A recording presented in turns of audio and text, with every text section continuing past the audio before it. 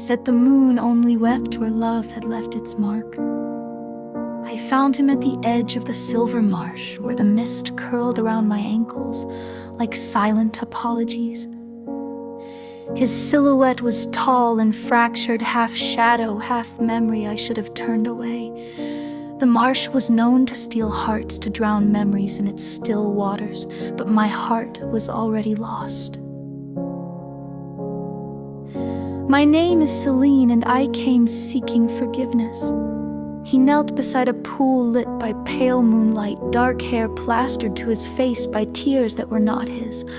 When he looked up, I recognized the weight in his eyes, the same weight I carried. He was Arian, the bard who once sang beneath my window before the war took his voice and my promise. "I thought you vanished," I whispered, voice trembling like a leaf. He offered me a crooked smile. Souls lost to war always find their way back to the songs that save them. In those first moments, the marsh hushed, the reeds leaned closer, the frogs stilled. I sat beside him on damp earth, remembering how his laughter had woven warmth through my nights, how his stories had painted colors on my dull world, how the night he left, I had begged him to stay, and he had chosen honor over us both. Over the next hours, we spoke as if the years hadn't pulled us apart. I told him of my guilt, that I had begged him to fight when I should have pleaded for him to run. He told me how silence had replaced his songs, how each lost note felt like a betrayal of his soul. We cried together in the moon's reflection, two broken halves learning to fit. But forgiveness is never simple in a land where magic remembers every sorrow. A ripple stirred the pool, pale lights rose from the water, dancing like lanterns. Arian's hand trembled on mine. "The marsh claims what was broken," he said, voice rough. "It won't let us leave until it's whole again." I stood, heart pounding, then let it have what it needs. He shook his head, sorrow pooling in his eyes. "Not your life, not your soul." I traced the scar on his wrist, where a marsh flower had bloomed in blood. "I owe you more than that." He rose too, enveloped in moonlight. From the water a shape took form, an ancient creature woven of reeds and reflection. Its voice curled around us like mist. One heart must be offered to bind what was severed.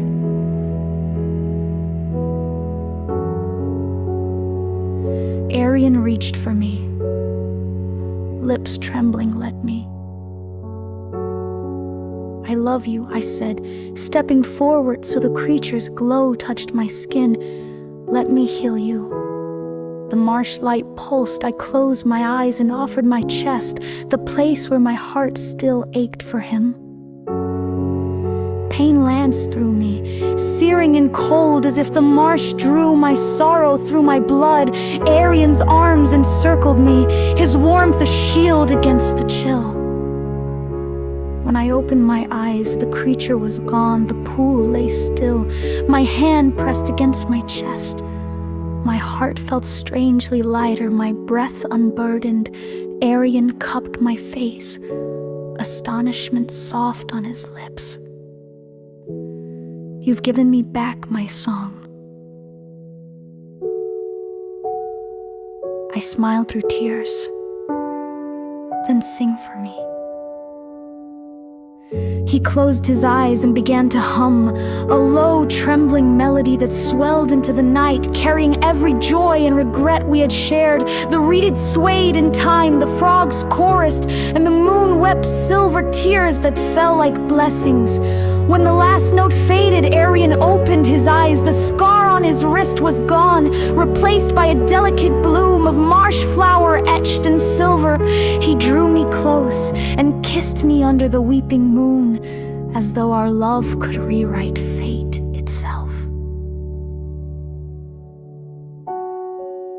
We left the silver marsh, with dawn on our backs, two souls mended, carrying a song that would echo wherever love dared to linger. Because sometimes, to heal a broken world, you must risk breaking your own heart first.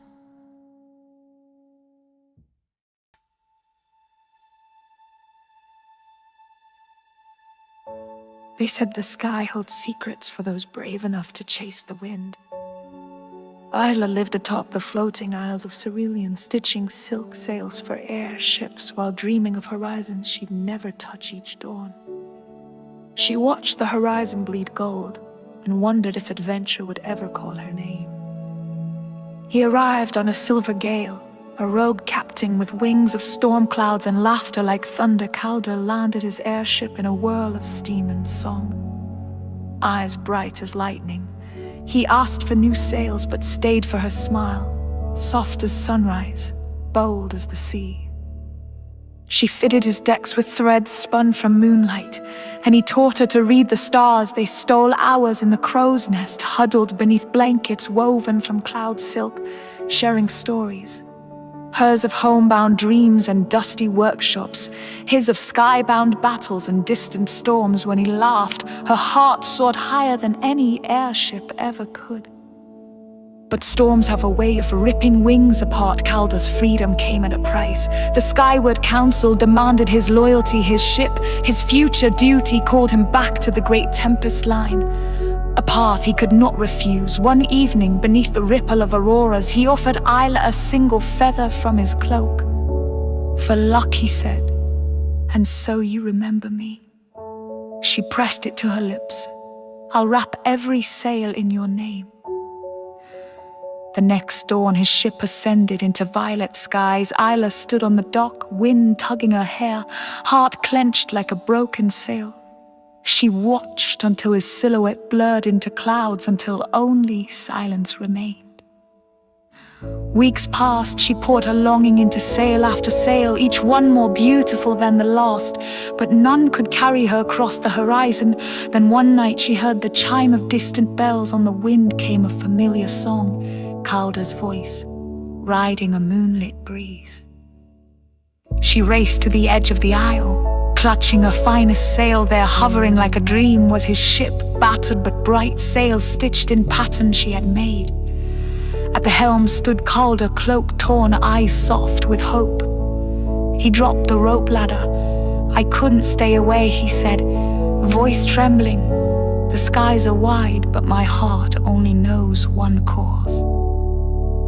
Isla climbed into his arms. The world seemed to hold its breath as he pressed the feather into her palm, now etched with tiny tears of silver.